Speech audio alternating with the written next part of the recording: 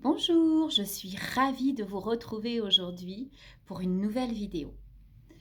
Aujourd'hui, j'ai souhaité vous parler de psychogénéalogie. La psychogénéalogie, qu'est-ce que c'est? La psychogénéalogie, c'est une branche de la psychologie qui traite la généalogie, c'est-à-dire l'arbre généalogique. En d'autres termes, qui traite les blessures liées aux aïeux. Parce qu'en arrivant dans ce monde, on va avoir un patrimoine génétique. On va avoir des caractères physiques. On va très souvent dire, tiens, elle a les yeux de sa grand-mère, elle a la bouche de son père, elle a les cheveux roux de son arrière-grand-mère. Eh bien, effectivement, on ne transporte pas seulement les caractères physiques et parfois intellectuels de nos aïeux. On va porter en nous, dans notre ADN, les blessures de nos aïeux.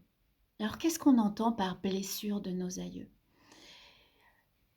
La psychogénéalogie va permettre voilà, de mettre en lumière et de comprendre pourquoi, par exemple, dans un arbre généalogique, il y a de l'inceste à tous les niveaux, depuis 5 générations.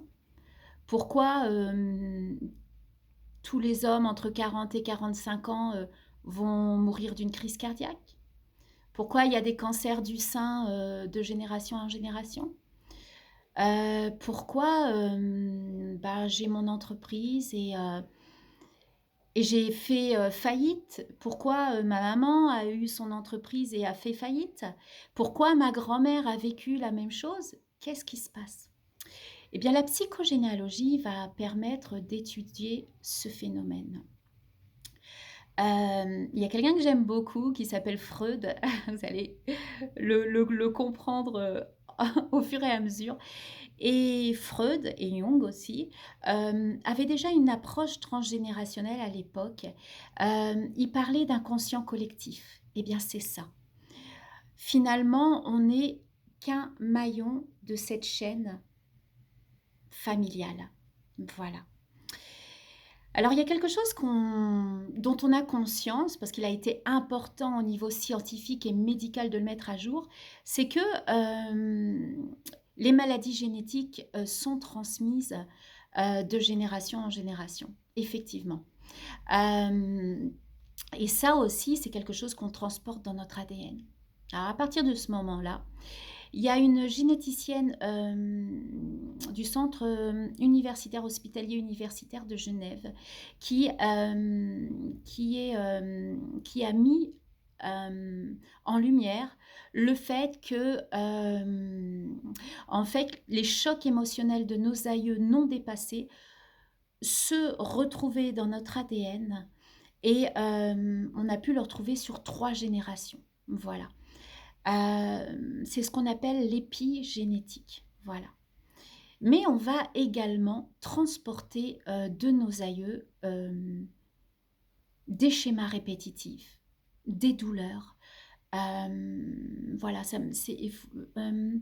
je vais par exemple vous parler d'un cas que j'ai eu. Un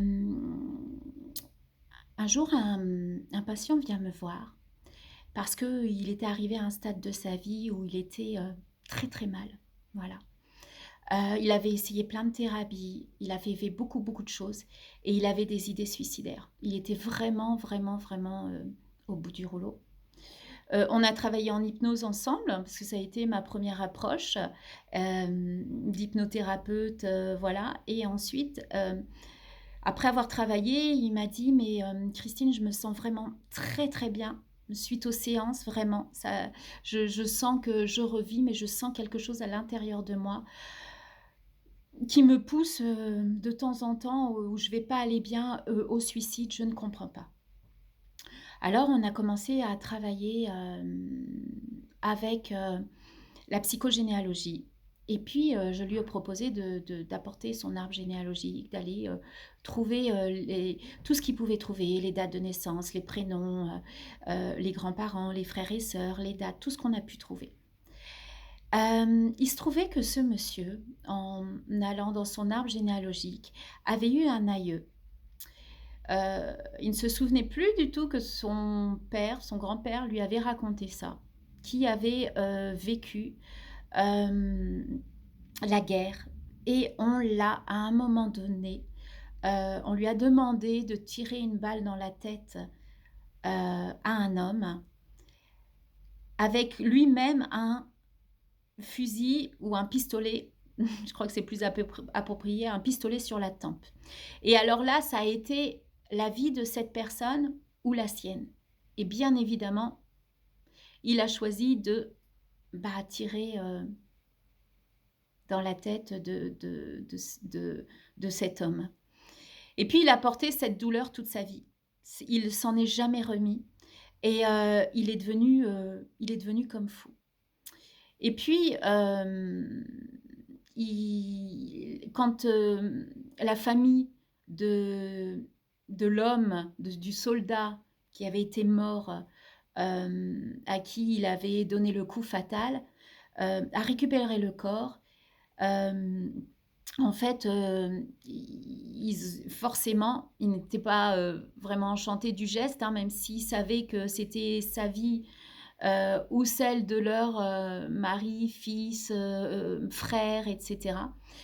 Et ils ont commencé forcément à dire du mal de cet aïeux, de mon patient. Et il s'est créé ce qu'on appelle une malédiction. Alors pas dans le sens sorcellerie, mais dans le sens mal, M-A-L-E-E-T, diction. C'est-à-dire on dit du mal.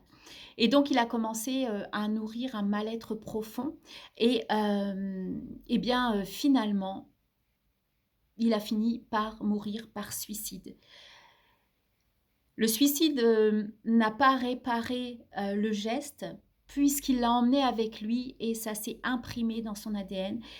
Et en fait, tous les descendants de ce soldat, de ce monsieur qui avait été contraint de tirer une balle dans la tête de cet autre soldat, eh bien, avaient inscrit dans leur ADN la même souffrance. Et puis, depuis donc ce monsieur, 2 générations après, donc le patient qui était venu, son papa s'était aussi suicidé. Eh bien, lui portait ça. C'est comme si on le poussait pour guérir cette blessure, à se suicider également. Voilà pourquoi il ressentait ce malaise parce que, finalement, lui, il était, destiné à réparer, cette blessure transgénérationnelle et aller au-delà. Et puis on a fait, un travail ensemble. On a pris conscience déjà, de la prise de conscience, là, c'est du côté mon côté infirmière qui va parler. C'est, comme quand il y a des maladies lourdes, le soutien, familial et la prise de conscience, c'est déjà presque 45 à 50 de la guérison. Et là, de rien que de se sentir, entendu, soutenu et avoir réalisé qu'il s'était passé ça dans son arbre généalogique, il a pu faire une partie du travail. Ensuite, comment on va travailler? Parce que c'est quelque chose d'assez spécial. Alors, comment on va travailler? On va travailler avec ce qu'on appelle le cerveau reptilien. Alors, le cerveau reptilien, qu'est-ce que c'est? C'est le cerveau archaïque, c'est celui qui est là depuis la nuit des temps et qui nous sert évidemment à nos besoins les plus archaïques. Alors pour schématiser et faire court, nos besoins archaïques, qu'est-ce que c'est? Alors nos besoins archaïques, c'est déjà dormir, ce qui est essentiel pour l'être humain, se nourrir, et puis la peur est aussi fait partie de ces besoins parce que voilà, avoir peur c'était important parce que ça permettait de se sauver quand il y avait danger. Voilà. Et il y a une sous-catégorie dans cette catégorie de la peur qui s'appelle les mémoires familiales, qui sont bien conservées par notre cerveau reptilien. Et il y a une façon, bien précise d'aller parler à ce cerveau reptilien, pour lui faire comprendre que, eh bien, on va, lâcher, ces mémoires, transgénérationnelles. Alors comment on va faire? Eh ben, on va faire tout simplement des gestes symboliques. Qu'est-ce que c'est des gestes symboliques? C'est, des actes qu'on va mettre en place, que le cerveau reptilien va pouvoir capter comme étant un changement pour que ça puisse changer également dans l'ADN. Alors, comment on fait ça? Alors là, je vais, suivant le cas, travailler, avec la symbolique. Par exemple, voilà, il m'est déjà arrivé plusieurs fois de faire venir, un ami notaire, suite, à la découverte dans un arbre, généalogique d'un aïeux qui avait été déshérité. Heu, l'arrière-grand-père avait été déshérité, les frères et sœurs ne l'avaient pas été et en fait, ça provoquait, des faillites. C'est-à-dire que la personne, avait beau avoir, son entreprise, ça coulait. Les comptes en banque étaient toujours, vides. Son père, c'était pareil. Voilà, il en fait, c'était de génération en génération. Et le fait de faire venir un notaire et que, il y a un vrai acte notarié qui dit que, l'aïeux, n'est pas déshérité, qu'il y a eu une erreur, que ceci, que cela, de vraiment envoyer le courrier, va faire prendre conscience, au cerveau reptilien qu'il y a eu réparation. À partir de ce moment là, il va y avoir quelque autre chose à faire. Moi, j'utilise aussi l'hypnose pour aller travailler dans l'inconscient. Les choses vont, finir, par se rétablir. Voilà, voilà ce qu'est, pour vous, expliquer, de façon très simple ce qu'est la psychogénéalogie. C'est la psychogénéalogie, va traiter les schémas répétitifs et hem et justement, faire en sorte, que ce schéma se termine dans cette lignée. Après, il peut y avoir aussi, et très souvent on rencontre, des schémas, répétitifs, liés, à de la souffrance, féminine parce que la condition de la femme n'était pas la même il y a quelques générations, où il y a de la violence, où, il y a des choses, liées à l'enfant, et le fait de mettre au monde des enfants, et puis c'est là, qu'on va, parfois, devoir travailler quand il y a un problème, pour avoir un enfant, qu'il y a des FIV à répétition qui ne fonctionnent pas, des fausses couches à répétition. La personne, qui va rencontrer, un problème, où elle va devoir avoir une hystérectomie et que ça fait 3 générations qu'il y a des hystérectomies. Voilà, et ça permet de couper ce schéma, pour la personne et pour ses descendants. Parce que quand on travaille comme ça, on travaille autant pour les ascendants que pour les descendants et soi-même. Voilà.